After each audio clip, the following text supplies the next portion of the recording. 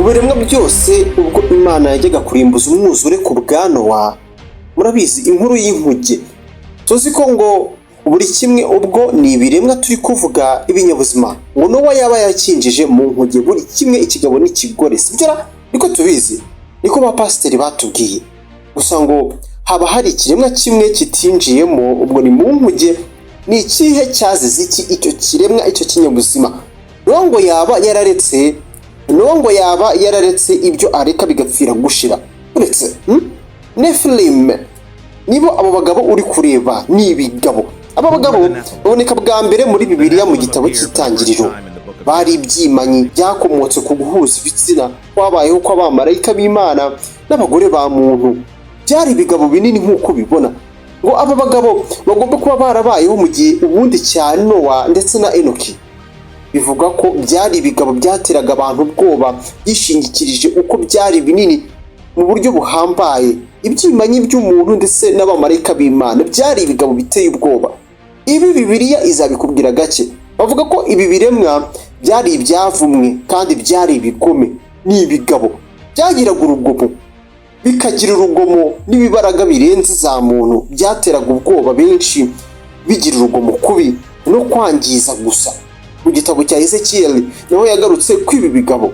Imana yitegereje ibyo byose byamaze kuba cyangwa se bimaze kuba, uburakari bw'Imana bwarayizamutse burayirenga, aribwo bwavuyemo umwuzure ku bwa Nowa. Benshi banavuga ko ibi bigabo byaba bigisinzire cyangwa se bifite aho bisinziriye hamwe nko mu bibuye cyangwa se mu misozi cyangwa se mu butaka bwo ku isi. Hari amwe mu mabuye abasa n'ahashushanya ibiremwa runaka ku isi.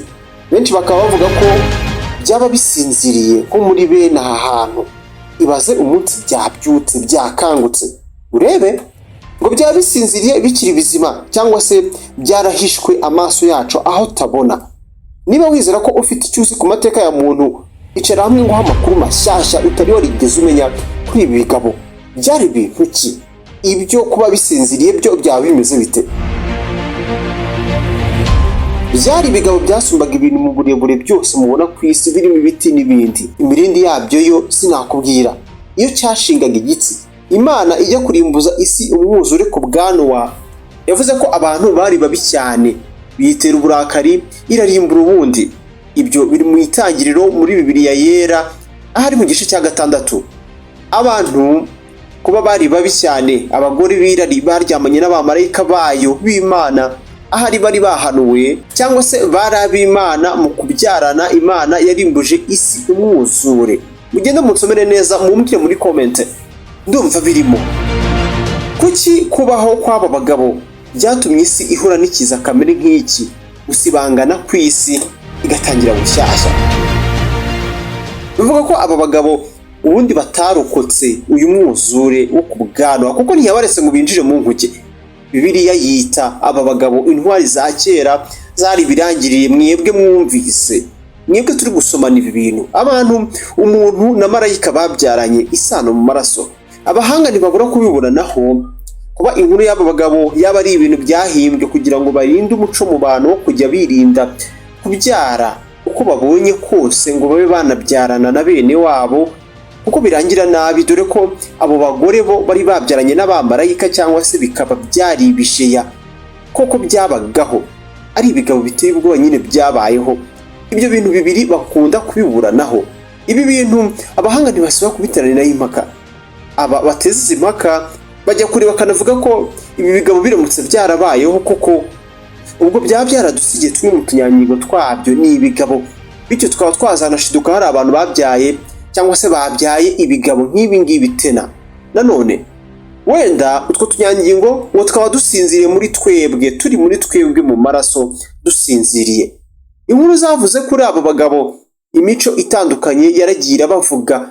Abantu bamwe baragendera ku bisa n'ibishushanyo ibiremwa bidasanzwe bigenda bigaragara hirya no hino ku isi, wenda nk'amabuye, bakizera ko ibi bigabo byaba binasinziriye hano ku isi, umunsi umwe bikazaba byazanakanguka.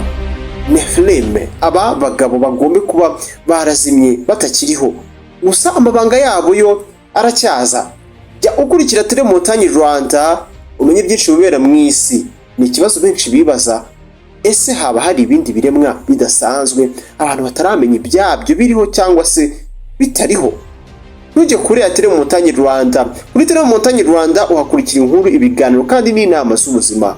Twizera ko byose biri mu bintu dukenera by'ibanze bidufasha kuba muri iyi si itoroshye, tukayibamo tujyana n'ibihe, tujyana n'ibigezweho. Menya byinshi kubera mu isi ukurikira Tele Montagne Rwanda, utibagiwe kureba ahagana munsi y'video ahanditse ijambo subscribe, aho hantu subscribe, aho iyo hakanze bigufasha kujya ubona ibiganiro byacu mu buryo bukoroheye. Nitwa Samuel Mugisha, naho ubutaha ntuzacikwe ikiganiro gitaha.